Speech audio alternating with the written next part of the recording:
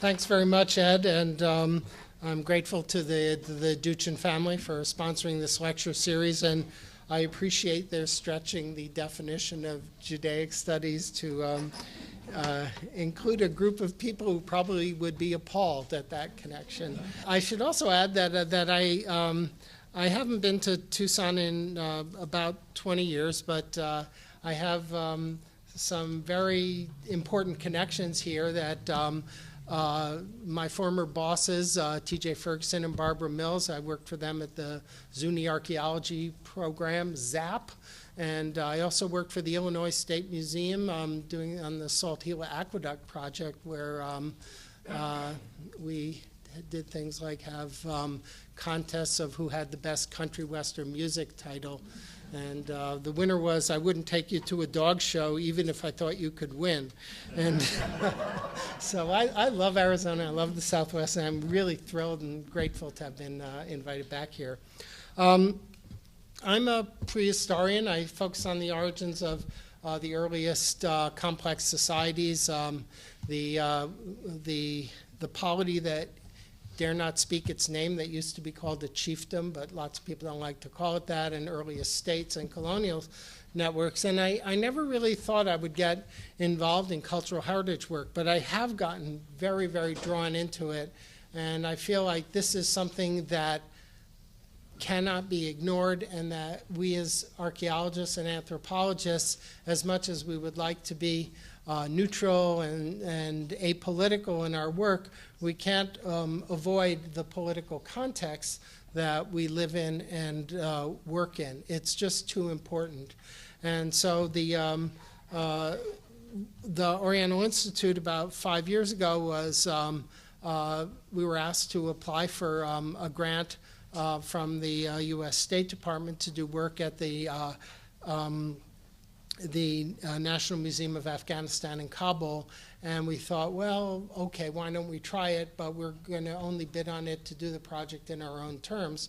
And the State Department agreed with the approach we were proposing, and so we ended up working there. And we've ended up getting more and more involved in heritage preservation work in Afghanistan, and very focused on trying to come up with pragmatic solutions and actually try and do something constructive instead of simply bemoaning the destruction of heritage. Because as awful as this crisis is, there really are things that we can do. And that's really the main message that I'm hoping I can illustrate for you today, is to talk about the work that the OI is doing within the broader context of other people's efforts to actually try and preserve heritage. And then I talk a little bit about the way forward in the preservation of this heritage. So most of you know this already, but just to get it out of the way, cultural heritage is the legacy of physical artifacts and intangible attributes of a society that are inherited from past generations,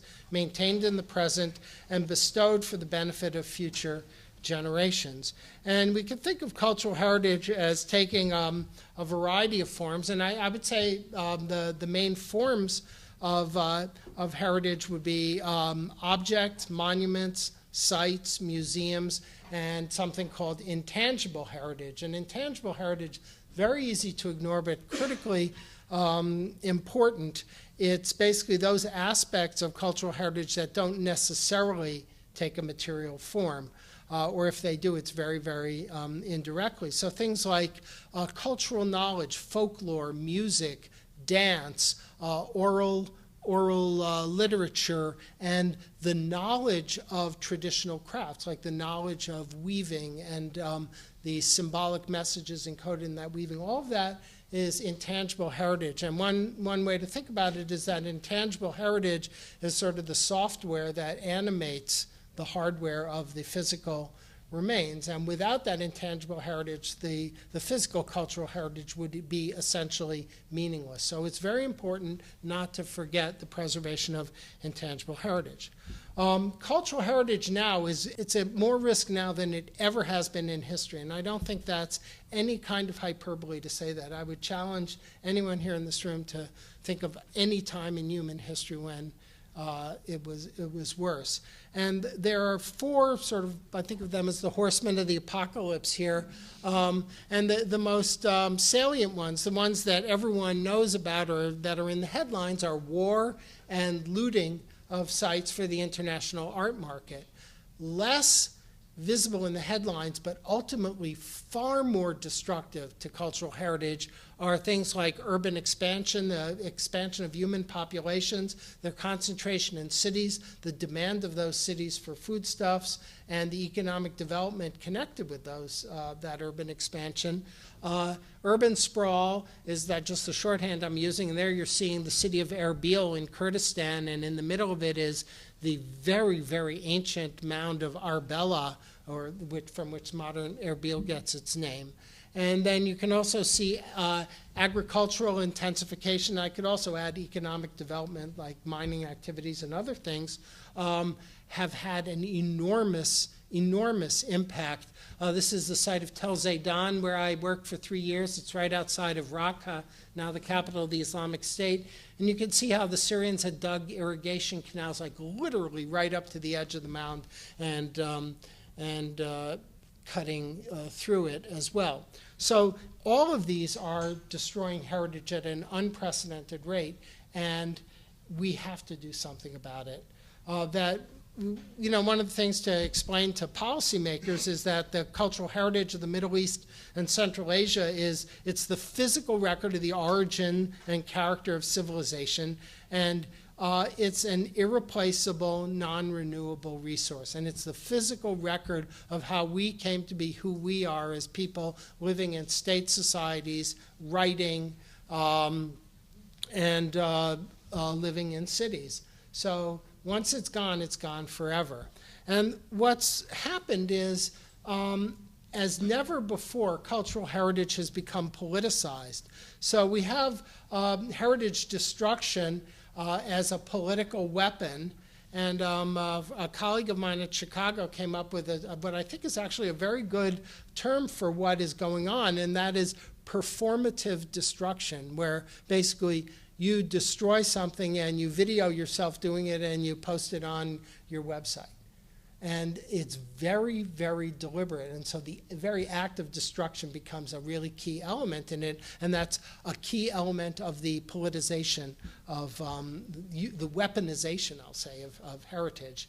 Then the other sort of aspect of this is that organized looting of archaeological sites in many cases has and is funding terrorism. That's especially true in Syria and Iraq, and this is something that the ASOR Syrian Heritage Initiative has been doing a tremendous job of documenting. Jesse Kasana and Michael Dante have been leading that project for ASOR, and they've been doing a very, very fine job of actually showing what's happening and showing looting taking place and monitoring it.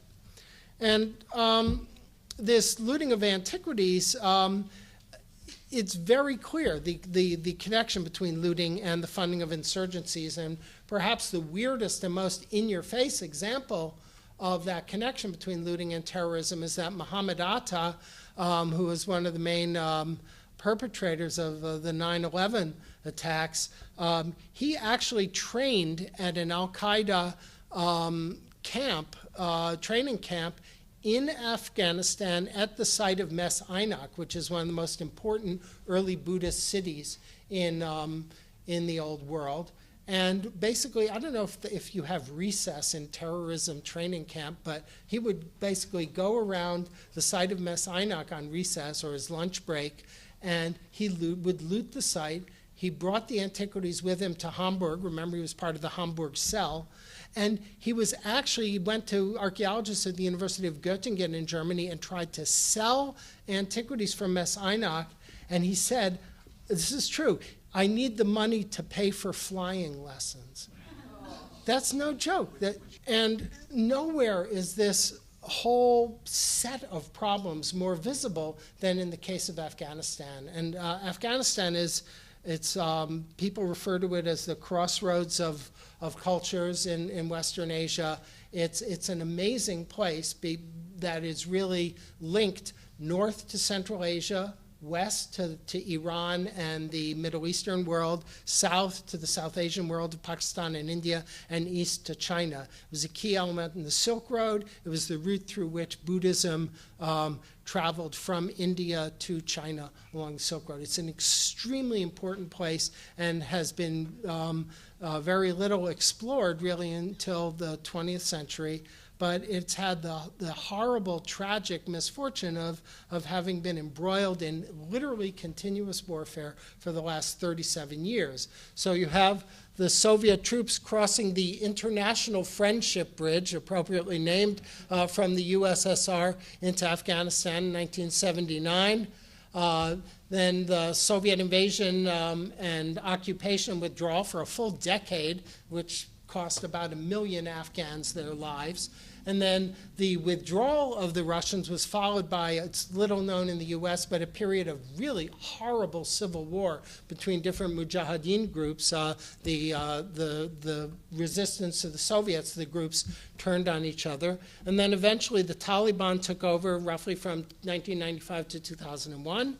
And then 2001, the US and its allies' invasion and counterinsurgency efforts that have been going on to the present and are still going on. So this has devastated the country at so many levels that it's hard to exaggerate it. Something like 1/2 of the agricultural land in Afghanistan was rendered uninhabitable by landmines and things like that.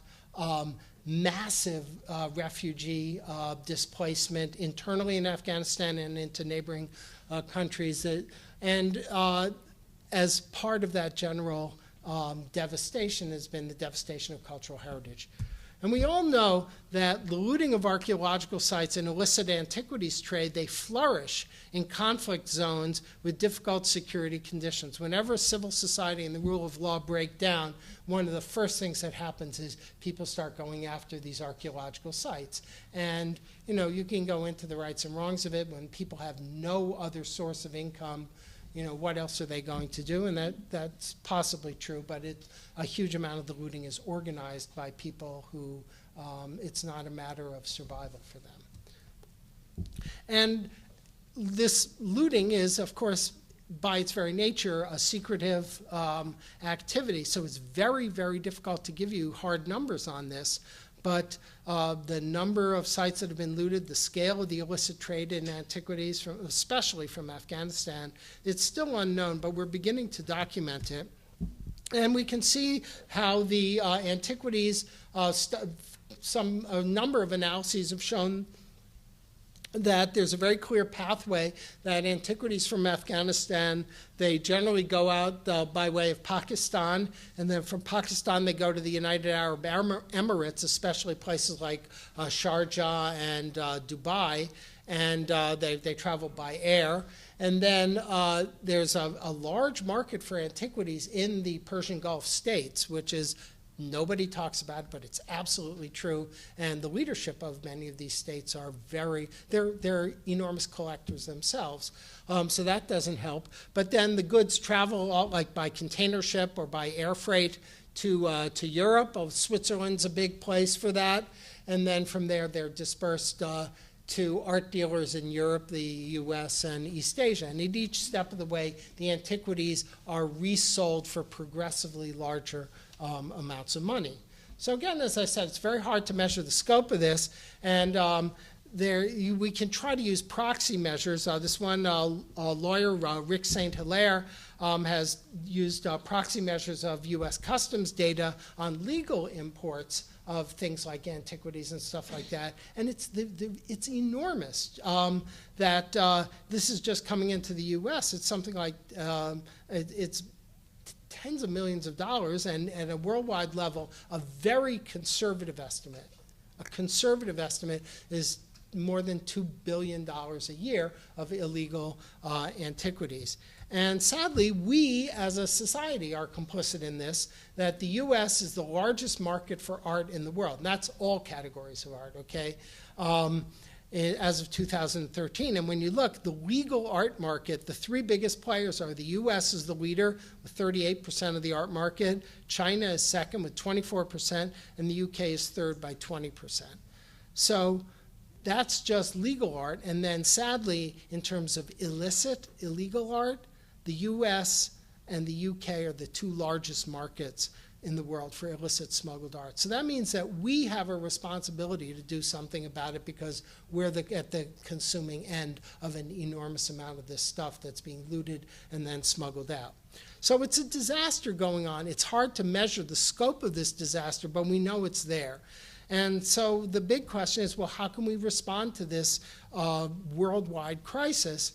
And the answer is that there actually are some things we can do. I mean, sadly, most of the things on this list are things that are post hoc. It's after the objects have already been looted from the site. So I want to mention that to begin with as a very important point.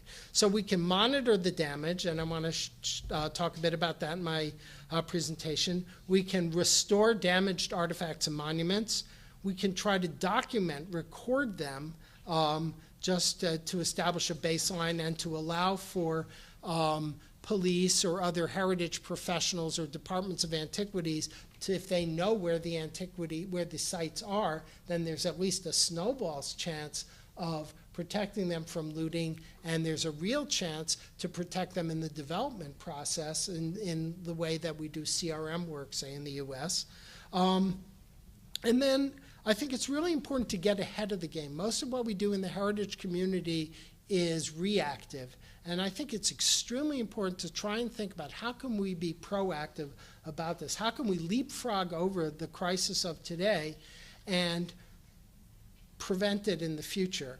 And one of the most important ways we can do that is to train local experts in heritage preservation, and we can develop local legal and administrative and organizational infrastructures in countries that are at risk. So build them up as much as possible to help them to document their own heritage before, you know, the meadow muffins hit the fan, okay? And at the same time, it's vitally important to educate the public, military, and government officials. And finally, and this is where the US really comes in, we need to enact and enforce effective laws. In many cases, the laws are on the books and simply aren't enforced. And finally, a little known thing, I'm not going to talk about it today, but I can answer some questions about it afterwards if you have them, is the US allows for bilateral treaties to be signed with the countries where the antiquities are at risk. And those bilateral treaties will prohibit the import of antiquities from those countries. And the catch is, it's not a blanket law where the US says, oh, you can't import antiquities. No, the country involved has to specifically request that a bilateral agreement, and then they have to prove their case that, yeah, there's looting going on, yeah, we're doing what we can to protect it, yeah, the US is consuming this stuff, and a couple of other requirements. And then a committee, the Cultural Policy Implementation, CPAC, it's called, something committee. I forget what the A stands for, but it's basically a presidential committee. Patty Gerstenblith has been the chair of that committee up till now, approves the application for a bilateral treaty, and then the president, generally speaking, will sign the executive order allowing for that. So there's a bunch of things that we can do to try and strengthen and protect heritage. The Oriental Institute we've been trying for the past, for quite a while now, to take an active role in heritage preservation. And some of the key things we're doing, we currently have 4 grants with the US State Department, is we've held 6-month training programs at the Oriental Institute for Afghan conservators funded by National Endowment for the Humanities. And we've also trained Iraqi conservators. And we first taught them English as a second language, and then we trained them in the nuts and bolts of conservation. And this was done by Laura D'Alessandro, who's our head of conservation at the Oriental Institute. And she devised a really effective curriculum that we then basically turned over to the Field Museum. And the Field Museum, which is much larger scale than the OI, ramped it up and brought in 3 times as many people. So there are ways that we can train heritage specialists. Second thing is we have the OI partnership, the Oriental Institute partnership with the National Museum of Afghanistan in Kabul, and I'm going to be talking about that. We have the Afghan Heritage Mapping Project, which I'll also discuss.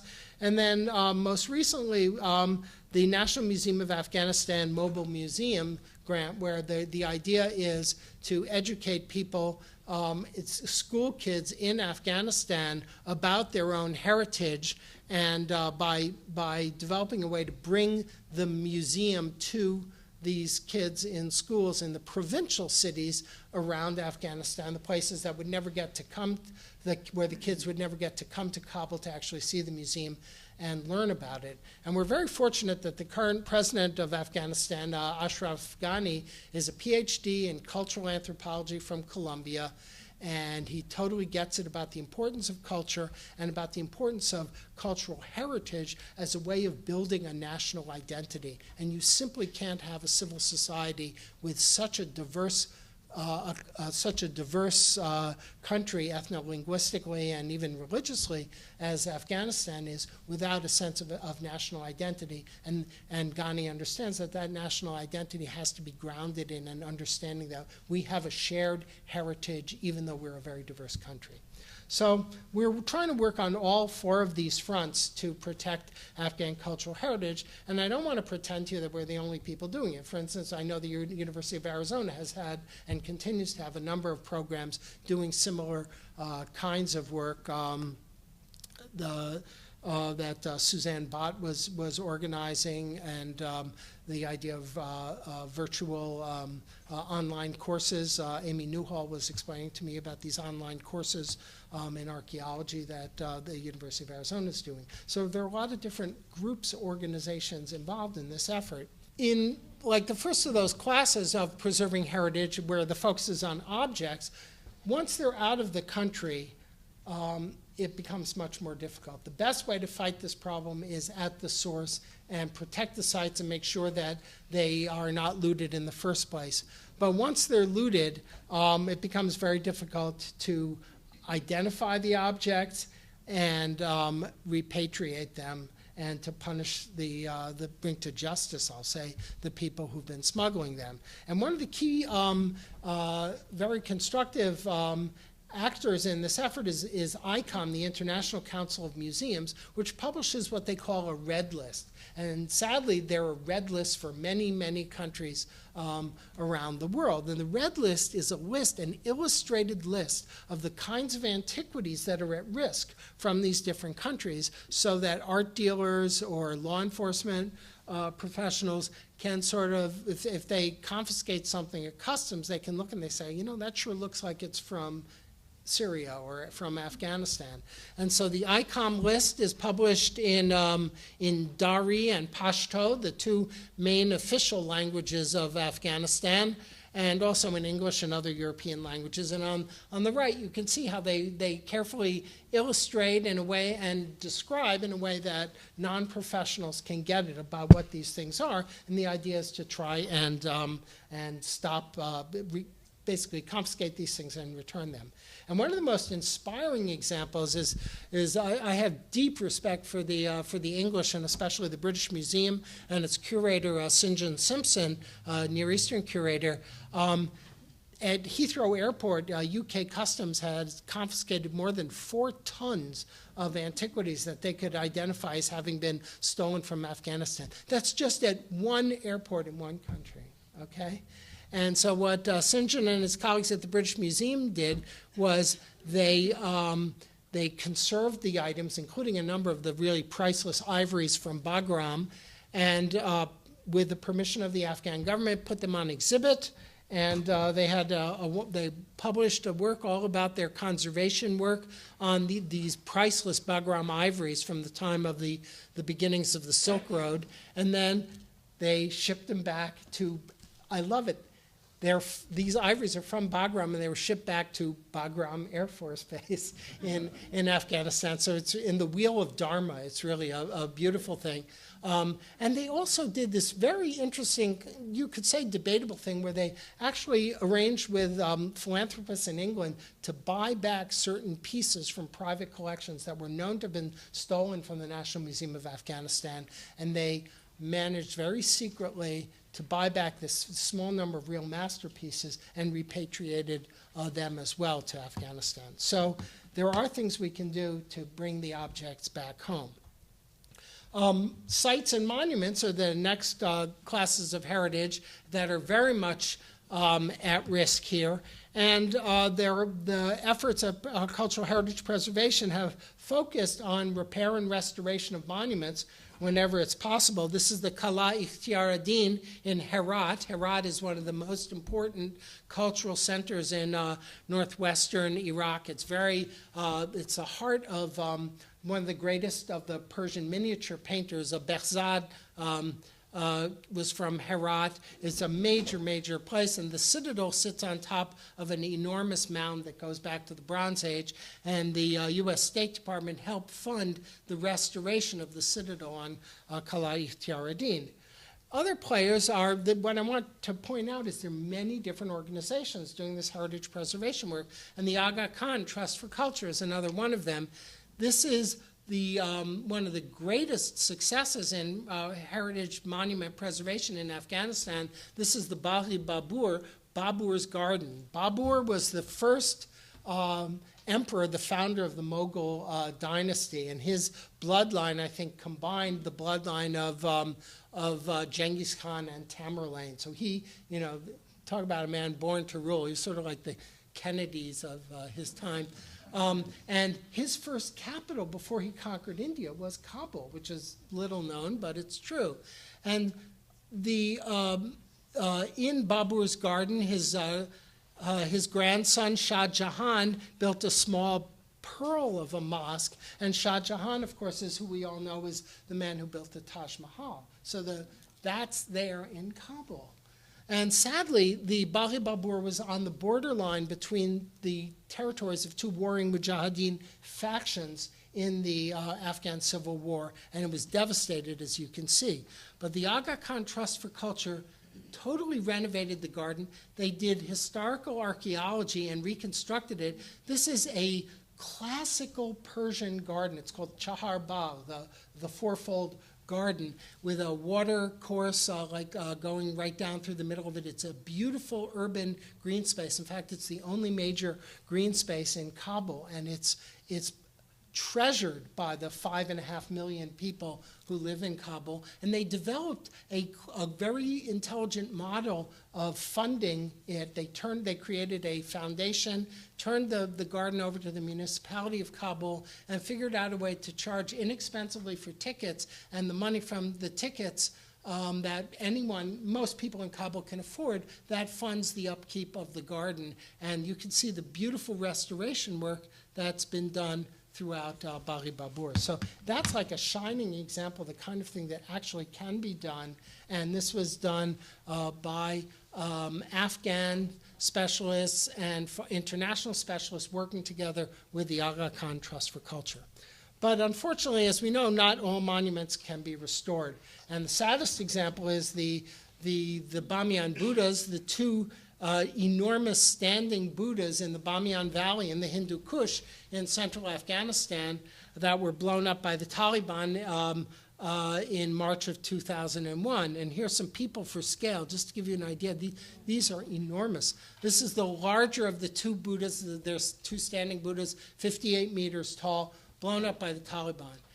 It can't be put back together because it's sandstone rock, and there was plaster and wood armatures to construct these statues. So when it was blown up, it literally turned to dust and sand. And there are these enormous boulders at the bottom, but you can't put it back together. You could never get it back to where it was. So the niches stand empty now. This is the larger Buddha. There's a second smaller Buddha that's, I think, 38 meters tall to the east of it, also the same story. And the most you can do, it's like Coventry in England. They left the cathedral in ruins, or the Kaiser Church in Berlin as a war memorial. So it's left empty. People have tried projecting 3D images of the Buddhas into the niches at night, and apparently it's this ghostly thing, and it brings tears to people's eyes when they see it. But I think that may be the best way to preserve the monument, but also preserve the history of the monument, which is part of its story. Then intangible heritage is another thing that's very difficult to protect. The Taliban, They banned Nowruz, the Persian New Year. They banned music, dancing, all kinds of things like that, which are intangible heritage. And it was devastating to the country. And after 2001, a number of organizations have tried very hard to preserve and revive cultural heritage, this intangible cultural heritage. And I just wanted to point out two examples. The first is the Afghan National Institute of Music, which was founded by just a brilliant Afghan, I think, musicologist named Dr. Ahmed Sarmast. And he set up a school in Kabul for children to teach them the traditional Afghan musical instruments. I don't know, is this a rabat? What do you call this? Rabab. I was close. A rabab. So what he's done is he's gathered together surviving older people who are masters of the music. They've learned how to make the instruments again. He's trained, and this is really interesting. He has classes that are half girls and half boys, so girls are no longer excluded from the tradition. And he's even set up an orchestra. They teach modern music and the traditional Afghan music. And the Afghan orchestra from the National Institute of Music has performed like at the Kennedy Center in Washington. So that is very, very important work. A second example is called the Turquoise Mountain Foundation. And many of you may have seen the exhibit at the Freer-Sackler in Washington. The Turquoise Mountain Foundation was set up by Rory Stewart, who's now a Minister of Parliament and in England. And the idea was to not only revive Afghan crafts, but there's always the risk, and people in the Southwest are very aware of this, that when you're trying to preserve native arts, you can fossilize them. So people are simply repeating ancient patterns, and any creativity is seen as violating a traditional norm. So what they've done is they've trained people in the traditional crafts and techniques, but encouraged them to see themselves as artists and develop new techniques. Then, this is what's really smart, they also give them business training, and then when they graduate, they give them like 2 years of free studio space in their facility so they can get started and they get advice on developing a business plan so they can make a financial success at reviving these traditional crafts. And for instance, these folks are calligraphers, and they got $1 million contract to do calligraphy for like all these hotels in Riyadh and other Saudi Arabian cities. And so it's very inspiring efforts of preserving intangible heritage. It can be done. And then, of course, museums. Museums are, in most cases, the premier repository of at least of archaeological heritage and other heritage, cultural heritage in a country. And the National Museum of Afghanistan is the premier location for that. It was founded in 1919 by King Amanullah and moved to its current location in 1931, which is when the Oriental Institute moved into its building as well. Not that you care. It has collections that go all the way back to the Lower Paleolithic, and its current holdings, I say current, are somewhere about 60,000 registered objects in the museum and in vaults in the presidential palace. And it documents this whole history of cultures and religions in Afghanistan. So I want to just quickly run through for you, like I'm not exaggerating when I say this is a tremendously important museum. And I just wanted to quickly highlight for you 5 of what I think are the most significant collections in the National Museum of Afghanistan. The first one I'd already mentioned, Bagram, to you. Bagram was ancient Kapisa, which was the summer capital of the Kushan Empire. And if you want to think about, contextualize the Kushan Empire, when the Silk Road first really began as a major east-west route of communication, it was only possible because there were large empires controlling every chunk of the way. So at the very far east, you had the Han Empire. Then in Afghanistan and northern India, you had the Kushan Empire. Then you had first the Parthians and then later the Sasanians in Iran, and then the Roman Empire. So basically you only had to deal with 4 main players along the way. So Bagram is the best evidence we have, best, perfect almost archaeological evidence for the workings of the Silk Road. Why? Because when the French excavated here in the 30s, they found 2 sealed large storerooms, absolutely locked up, sealed, closed off archaeological context, which is like, as we know, archaeological heaven. And in the same room, you have to understand, you're finding things like these carved Bagram ivories, which are totally Indian in style. You have Roman bronze weights. You have, this is one of the largest known depictions of the lighthouse in Alexandria in a carved rock crystal vase. You had Chinese Han lacquer work and nomadic gold work from Central Asia. So every direction was represented in the exact same room, sealed up at Kapisa Bagram. So it's enormously important as a collection. A second really remarkable collection in the museum is from this site called Ay Khanum, which means Lady Moon, and it's along the Oxus or the Amu Darya River in northern Afghanistan, and it's the easternmost of the colonies that were founded by Alexander the Great and his Seleucid successors, and it was the seat of the Greco-Bactrian kingdom. So there you are in totally the back of beyond as far as the Mediterranean world was concerned, and you have Greek amphitheaters, Greek inscriptions, Greek theatrical masks, and at the same time, it's a very Middle Eastern city and Central Asian city. So here you have very Mesopotamian depictions of a goddess on top of essentially a ziggurat.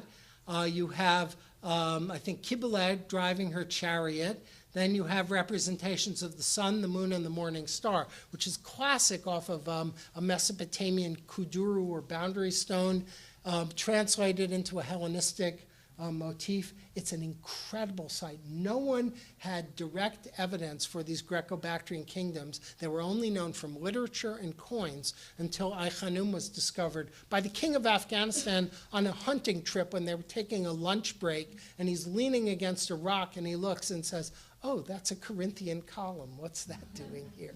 And he was smart enough to call in the French Délégation Archéologique Française on Afghanistan, DAFA, and they excavated Ay Khanum. This is one of the most important archaeological sites in Central Asia, and I would say in Eurasia. The third very important collection, I'm going to get back to this stuff, is the Gandharan art, the early Buddhist art collection in the museum. It's the Gandharan art style is the first art style to actually depict the Buddha. Early Buddhism was aniconic. They only would show the Buddha's footprint, or they'd show his parasol, or they'd show the tree under which he meditated to attain true enlightenment. But in about the 1st century, they started actually depicting the Buddha, and they depicted him in this amazing, unique fusion of Hellenistic styles with South Asian styles. So this earliest Buddhist art, it's very clearly Hellenistic in everything from the way the drapery is folded to the way they depict faces. Some of these statues, it looks like Alexander the Great with just a few South Asian features added onto him. It's really remarkable. And the 2 most important collections are at the National Museum of Afghanistan. And next time you go to Paris, remember this, write it down. The Musée Guimet in Paris is unbelievable, and they have the artifacts from the French excavations that were brought back there. The 4th collection is from a period right after the destruction of these Greco-Bactrian kingdoms, and it's a period of nomadic invasions into Afghanistan that led to the founding of the Kushan dynasty. It's unbelievable gold work. You all know the Scythians in Central Asia and their magnificent gold work. Well, these nomads, they're called the Yuezhi, and they're almost certainly the ancestors of the Kushans. there were very probably Indo-Iranian speaking nomads like the Scythians, and their artwork, their gold work, combines Hellenistic and East Asian and other motifs. It's absolutely magnificent and one of the greatest treasures. And the exhibit of this Bactrian gold toured the US in 2008. It was at the Metropolitan Museum and in San Francisco, and National Geographic Society, and I think in Texas as well. And the last example is perhaps the least known, but it's absolutely magnificent. And it comes from eastern Afghanistan in a region that used to be called Kafiristan, which means the land of the unbelievers, and is now called Nuristan, the land of light. And this very mountainous area on the border with Pakistan was the last holdout of polytheism, or you'd call it paganism, but the worship of these ancient Indo-European gods. And it's a very heavily forested mountainous area, and they have this beautiful wood carving tradition of their ancestors and their Indo-European, very ancient Indo-European gods. And we know the names of these gods, and it's been very carefully documented. And the only real collection of this Nuristani stuff is in Kabul. The Kafiris were forcibly converted to Islam by the Amir Abdul Rahman, the Iron Amir, in 1895, where he offered them the choice of conversion or death, and that's how the land of infidels became the land of light. And for those of you who like movies, like one of the greatest adventure movies and romantic guy buddy films is with Sean Connery and Michael Caine, and it's The Man Who Would Be King, based on the short story or novella by Rudyard Kipling. It's a brilliant movie. Get it on Netflix. It's really great. And it takes place with these two completely corrupt English soldiers decide to cross the Hindu Kush into Kafiristan and run guns to people, set themselves up as the kings of Kafiristan. And I'm not going to tell you what happens because you really should see the movie. But anyway, that's a connection to Kafiristan, just so you'll know. Now, the National Museum, with those 5 priceless collections that I've just outlined to you, was again on the borderlines between the territories of 2 Mujahideen groups in Afghanistan, and was devastated. 70% of their collections were destroyed or stolen, either one of those, and 90% of their records, which any of you who work in museums, you know, if you lose 90% of your object records, it's a horrible disaster. Now, fortunately, in both the Kabul museums and Baghdad museums have since been repaired and restored and are open again to the public, and that's a great victory for preserving heritage. And here you can just see some before and after pictures. That's the museum in 2001 when the U.S. forces showed up. That's the museum now. Those are the corridors and galleries of the museum, and that's what they look like now. So that's a real triumph, but it's only the first stage. After the invasion, it turned out that all that beautiful Bactrian gold of those from the nomadic invasions had been hidden away in the vaults of the presidential palace, literally under the noses of the Taliban for the entire time they were in power. There were 12 people who kept the secret, and I think I know 3 of them. I may know more, but they haven't told me. They kept the secret the entire time, and after the U.S. invasion, they opened up the vaults, and everything was there. 22,000 pieces were all there. And this is the Soviet archaeologist Viktor Saryanidi, who excavated the Tilya Tepe gold. And you can see the expression on his face is priceless. It's like, geez, I never thought I'd ever see that stuff again in my life. And it survived. So it was a wonderful moment. But the museum's curatorial infrastructure and data infrastructure needed to be revived. And so they asked the Oriental Institute to start a partnership with the museum with the following goals, which was to do a complete inventory of the holdings of the National Museum, which had never been done, to develop a computer database of all of their holdings, to do conservation assessment, a kind of triage of the holdings, rehouse everything in acid-free containers, and then train the staff in modern curatorial procedures. So what we tried to do is take what had survived. Some paper records still survived. There were some partial databases, and then new inventory objects in the storerooms. And when we were bidding on the grant, we asked the people from the State Department, why is it that there were 6 previous efforts to do an inventory of the museum, and I learned a priceless bit of State Department speak. You know, when I asked them, why did all these 6 efforts at doing an inventory fail? And the person I was spoken to said, well, there's several reasons for the unrealized success of those inventories. And I told my brother that, and he said, that's like talking about Custer's last redeployment. I mean, it's just ridiculous. But there were problems with them and room for improvement. So what did we do? The first is that one of our doctoral students, this guy Mike Fisher, developed a bilingual inventory database in Dari and English. And it's laptop-based. It doesn't connect up with the internet. It's very, very durable. I like to think of it as a Chevy pickup of databases. They can really knock it around a lot. It doesn't even require electricity in the building, let alone internet connections. And we also did conservation, emergency conservation. We tried to pattern the look and feel of the database to match the kinds of paper records that they were keeping in the museum, because we felt very strongly that if this is going to be sustainable at all, it has to be something that's acceptable and within the categories that the curatorial staff of the museum already use. So we tried to give it that look and feel, and of course we added our own things, but we developed this whole thing in very close consultation with the Afghan staff of the National Museum. This wasn't something that we sort of tossed in their laps and said, here, do this.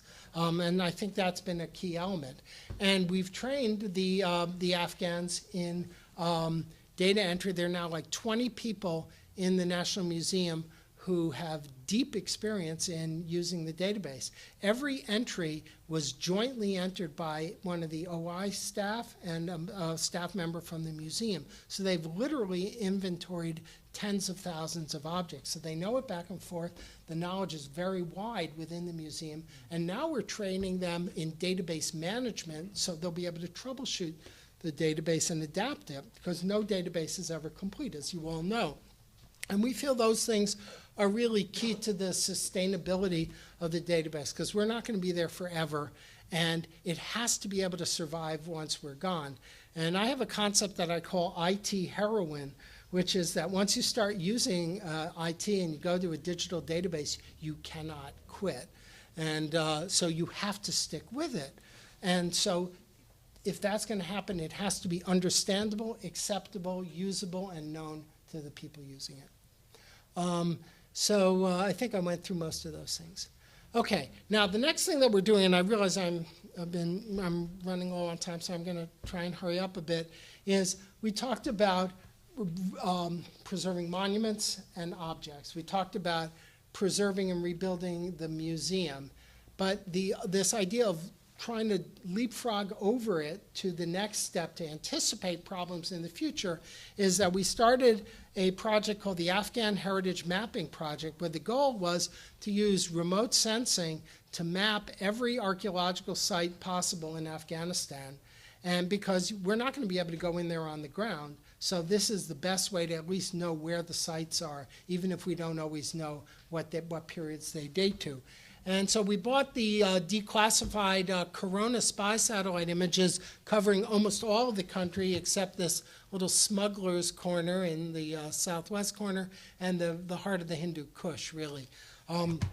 But we have almost complete coverage, satellite coverage, and this is great. It's from the Corona satellite program was from the late 60s and early 70s, before any kind of mechanized agriculture became common in Afghanistan. And that's important because it's modern development that obliterates ancient landscapes. So we have literally snapshots in time that show us what would have been visible before any development took place.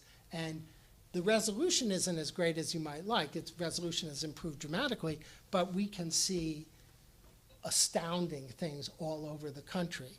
Then there is a wonderful piece of work put together by Warwick Ball and Jean-Claude Gardin called the Archaeological Gazetteer of Afghanistan, where Ball and Gardin put together whatever was known about archaeological sites in Afghanistan at the time of the Soviet invasion in 1979.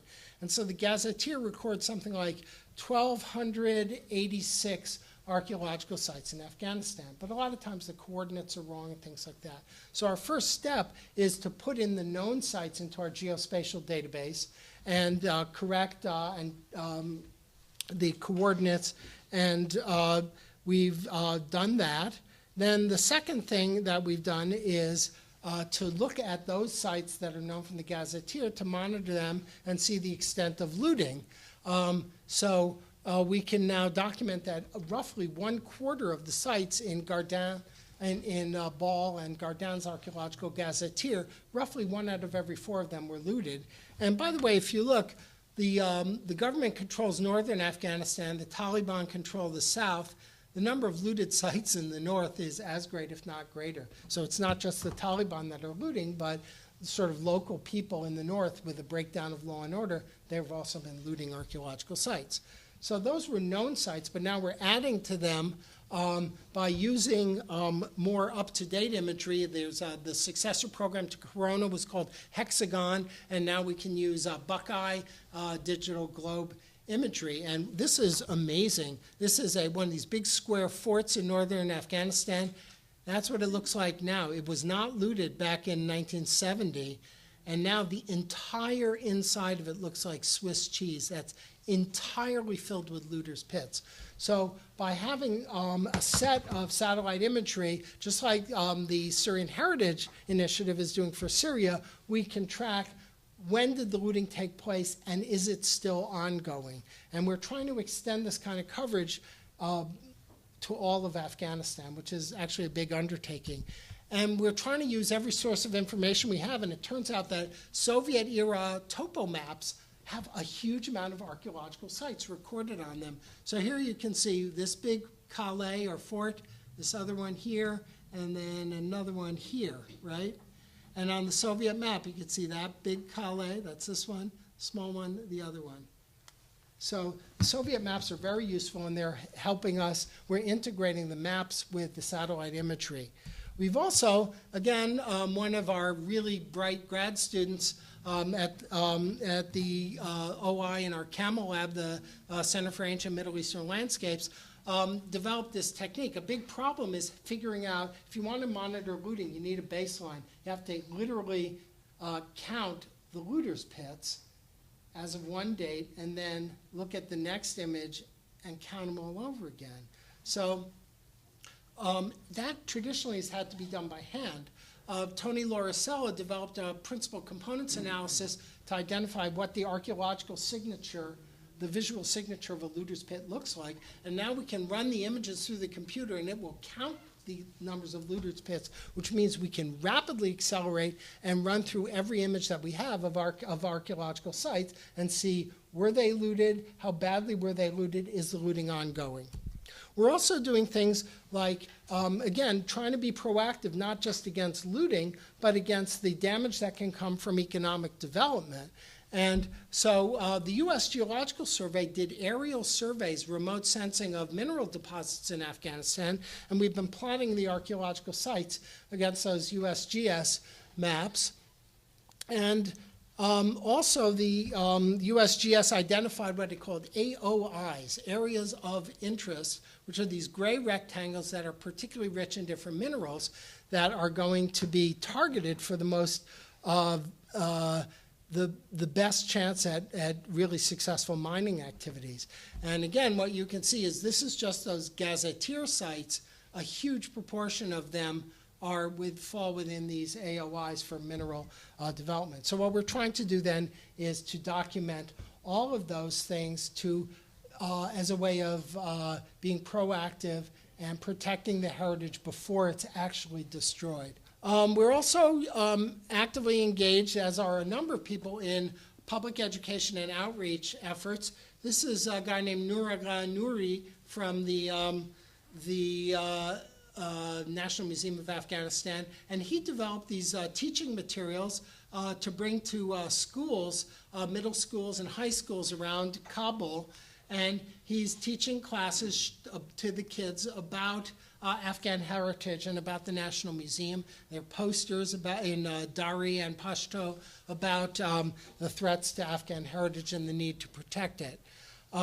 We've also started, as part of our heritage mapping project, we're teaching GIS to people at the Afghan Institute of Archaeology, so they will be able to monitor archaeological sites and damage to them. And we just started the courses January 7th.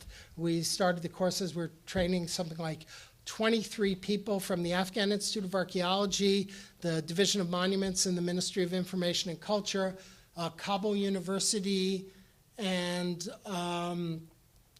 there's a fourth one. From Kabul Polytechnic University. So we signed a memorandum of understanding to start this GIS training. We've also, as I alluded to earlier, we've been training conservators from Afghanistan and also Iraq at the Oriental Institute. And most recently, we've been training archaeological conservators, the people on the OI team, and in techniques of conservation. And we then published the manual from the workshop in English and in Dari. Then we also need to educate the public, the military, and the government. And you can sort of follow American wars by looking at decks of cards, where in each of these countries, starting with Iraq, we've developed playing cards for, the U.S. military developed playing cards that show the different archaeological sites and types of objects to the U.S. military, so they can know to watch out for them and protect them. Then a year and a half ago, I ran a training program for U.S. Army Civil Affairs officers, again, to teach them how to recognize archaeological sites and what they should do with them. And these are very bright guys. A lot of them have master's degrees. They really want to do the right thing. They just need to know what they should be doing. We had a conference in Kabul at the Afghanistan Center of Kabul University, which was founded by Nancy Dupre, a very famous heritage preservation leader in Afghanistan. And we set it up so that it would be open to the public. It was at the university. Half the people attending were students. The proceedings were bilingual with simultaneous translation in both English and Dari, and we made sure that half the paper presenters were Afghans, because we really wanted to highlight the role of Afghans in preserving their own heritage, that it's not just foreigners coming in and saying, here, let us help you. So the next steps, and this is where I want to conclude, is we're just showing you the next steps at the National Museum are to identify the stolen objects and to restore objects that were smashed up by the Taliban. So this is one of the beautiful things about our inventory. Our inventory is now 99% complete. So we pretty much know what is in the museum with a very high degree of precision. We have digital images of everything, descriptions, measurements in English and Dari. And it's enabled us to, once we know what's there, we can start to figure out what was stolen and what was destroyed. So this is a very important inscription. It's called the Sur-Kotal inscription. It's from the time of the Kushan Empire in the, I think, the very early 2nd century CE. And the Bactrians at that point developed their own written language. They adapted the Greek alphabet to the Bactrian language. Bactrian is loosely related to modern Pashto. So this is one of those very important inscriptions in Bactrian, and it was made up of multiple blocks. We reassembled by photomosaicing them the whole inscription. We put it back together again, and we were able to see that 3 of the blocks were missing. So it's an example. We can finally start to say what's not there anymore. And the technique that we're doing now, we're working on this right now, in fact, is we're taking pre-war catalogs of what was there in the National Museum, and we're comparing them against the database, which is now virtually complete. And so the idea is, if objects were present in this pre-war catalog, but they're absent from our database, then we know that they were either stolen or destroyed. And we now, like at our rough guesstimate so far, there's something like 800 objects where we know they're either stolen or destroyed. And that's in addition to tens of thousands of coins, which were also stolen and aren't even counted here. And this is very important in terms of this Gandharan art that I talked to you about earlier, where some of the most important sites of early Buddhism, early Buddhist monastery sites, are in Afghanistan, in Hada, which is near Jalalabad, right near the Khyber Pass, Shotorak, Tepe Maranjan, and it's very, very important, priceless, irreplaceable art in the history of religions and the history of art and the history of civilizations. Well, that's what these statues look like, and this is what they look like now. After the Taliban spent 3 months, from January to March in 2001, systematically working their way through the storerooms and galleries of the museum, sledgehammering all those Nuristani wood carvings, which I showed you before, and the Kafiri wood carvings. And also, these are statues from Hada, one of the most important of the monastic complexes. And what we want to do is reassemble them. This is a picture I took in the storerooms. You can see the fresh breaks. It's carved limestone, so the breaks show up nicely. This is a schist statue that was reassembled by one of our OI conservators a number of years ago before he started working with us. So you can reassemble these things. And so that's what we are planning on doing. And all this is part of, we're in the process of setting up a Center for Archaeological Heritage Preservation at the OI to deal with these kind of things in a proactive way. And we're starting to develop programs in the Central Asian republics as areas that are very much at risk and need to develop an infrastructure to know what sites they have and to preserve them. So what can we conclude? Well, history does not repeat itself, but it does rhyme, so that these problems have arisen again and again. And the stakes are very, very high. And to communicate that, I want to juxtapose 2 inscriptions that this is important. It's not touchy-feely stuff, that a war on culture is a war on people, that if the best way to destroy your enemies is to destroy their culture, because without their culture, it's just a group of biological individuals. And it's no coincidence that ISIS has gone to active war on the culture of, say, the Christians in Iraq and Syria. And they're deliberately trying to destroy Sufi shrines and Shiite shrines. If you destroy the culture, you do destroy the people.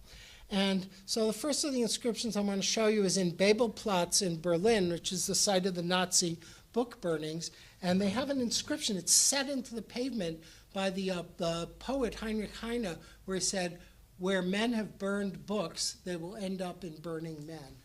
And I think that really captures, this is at the very heart of what this war on culture. So history is rhyming here. And so that's the downside of it. That's what we have to fight against. But the positive thing is this inscription at the gate of the National Museum, which says, "A nation stays alive when its culture stays alive." So thank you. I know that took a little longer than it should have, but